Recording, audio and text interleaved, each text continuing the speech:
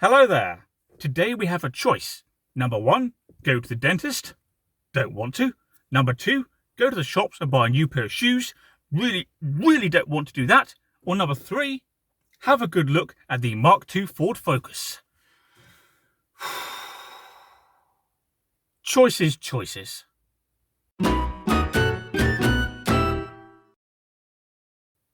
Okay, let's get started. This is our 2005 Ford Focus Hatchback.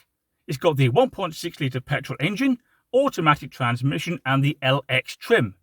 We bought it when it was 3 years old, it's now 16 and it's done 112,221 miles. But despite its age and mileage, it's still a good, solid, reliable little car.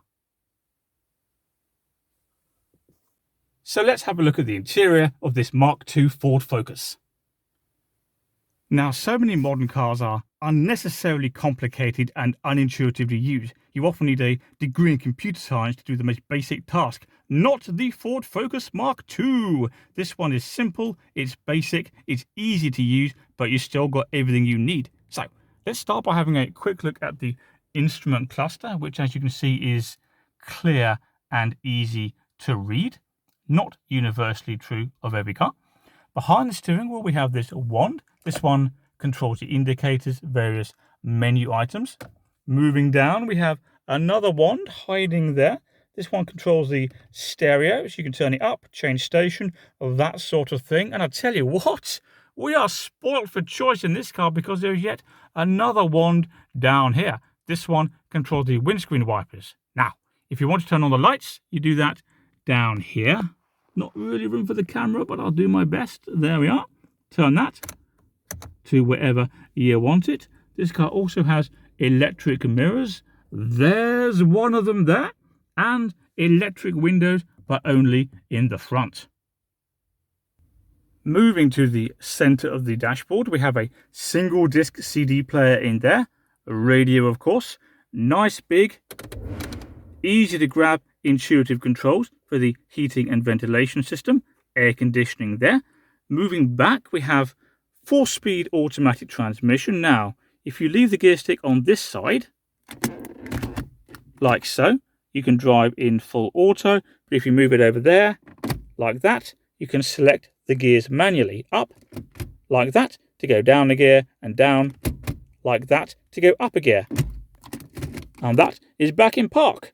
Over here, traditional manual handbrake, little bit of storage, a couple of cup holders, and a little more storage there. Now, I'll be honest with you, Mrs. Cast Pie TV is typically the one who drives this car, so there are things in here I don't need, want, or really understand. What on earth is that?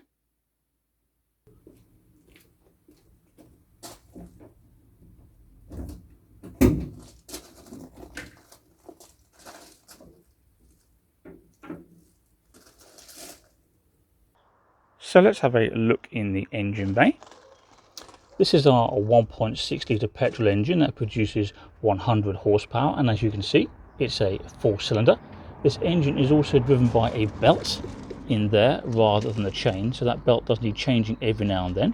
And we last had it changed, as you can see here, along with a water pump in 2020, so that's okay for some time. As for your basic checks, well, the engine oil is here. Well, that dipstick's a bit stiff today. Of course, you top it up there. This one here, that's your brake fluid. It's .4. This, of course, is the expansion tank for the cooling system.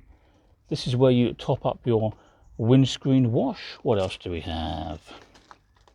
Power steering fluid is down here. Over here, where's it gone? There we are. That is the dipstick for the automatic transmission, and the battery is hiding under this plastic cover. That battery is fairly new, and look, we have an earth point. How exciting. It's official. No Ford Focus is complete without a teddy bear on the keyring. Careful, he bites. So let's have a quick look in the boot, which as you can see is very messy today, and that's because we've just taken the dog out for a walk. He got very muddy So we've put down the tarp, the blanket and various other things to protect the car. Speaking of the dog, look, that, believe it or not, is one of his smaller sticks. He often picks ones which are literally 6 or 7 feet wide. Anyway, there you go. He's happy enough, so that's fine by me.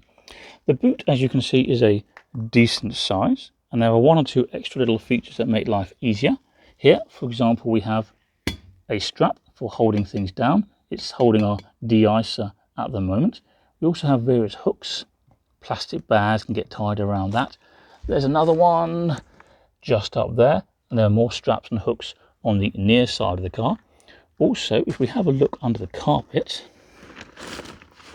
where's it gone? There we go. This is one of several tie down points. So if you've got something big and heavy in the car that's likely to slide around, you can put a strap under there, secure the object, and all should be well. So overall, a decent size, useful boot. Okay, we're now in the back of the car, and I must say, there's plenty of room. Look at the headroom.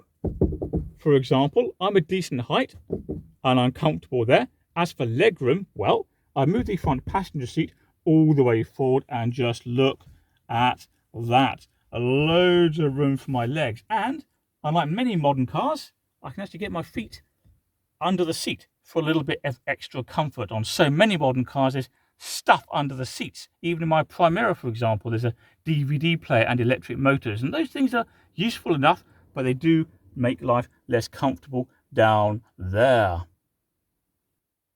This is good as well. This part of the seat lifts up like so, and then moves forward into the floor well to give you this area here. And then the back of the seats fold forward like that, and can therefore lie considerably flatter than if this was in situ. And that, of course, gives you even more space for your dog's stick. Yeah. This car is supposed to say LX on the back, but as you can see, the X has fallen off and left this rather ugly sticky patch. So we had the bright idea of putting the X somewhere safe so I could reattach it at a later date, and it is very safe. It's so safe, in fact, that I can't find it. Oh dear. Guess what?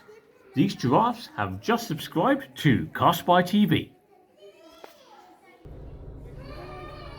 So let's take this 2005 Ford Focus Mk2 for a quick test drive, and we'll see what we think.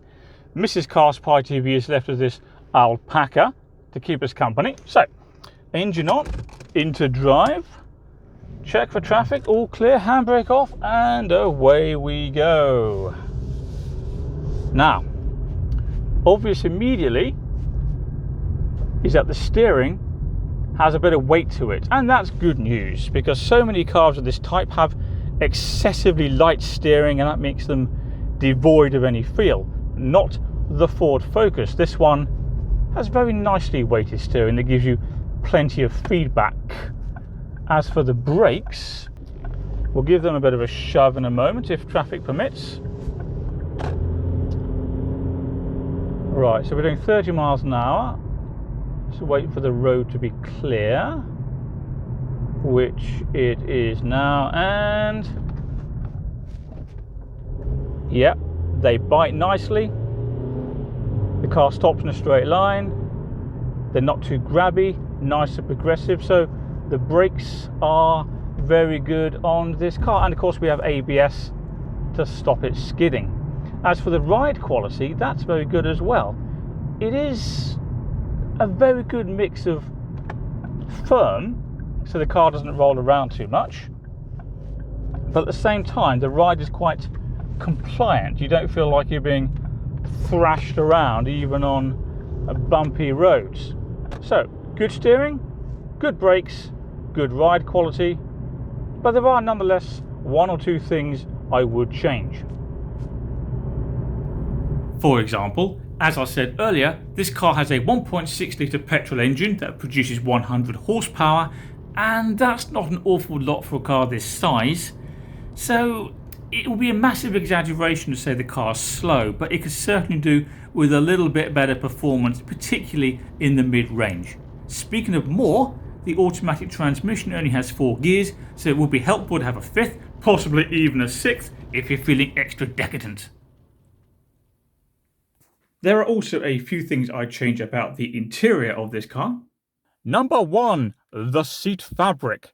Whereas it looks nice enough, the problem is that it tends to pick up water stains. I don't know how well the camera's going to show that, but there's a stain there.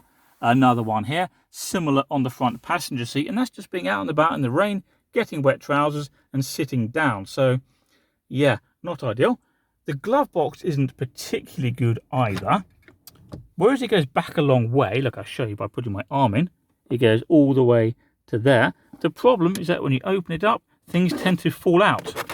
And that's because the glove box is flat, whereas on many other cars, they kind of dip down a little bit like that to stop things sliding around. What's Mrs. Car Spy TV been listening to then? Could be worse. So how do we summarise this 2005 Ford Focus Hatchback 1.6 Petrol Automatic LX? Well, it's nice to drive, although as I said earlier, it could do with a couple more gears and a bit more power. The LX specification, well, yes, that is basic, even for 2005, but nonetheless, it's got what we need, and the less you've got, the less there is to go wrong, and this car has been very reliable throughout its life. There's also a decent amount of space, the running costs are modest, and it's just a good, sensible family workhorse that doesn't make any fuss, it just gets the job done. So, good little car.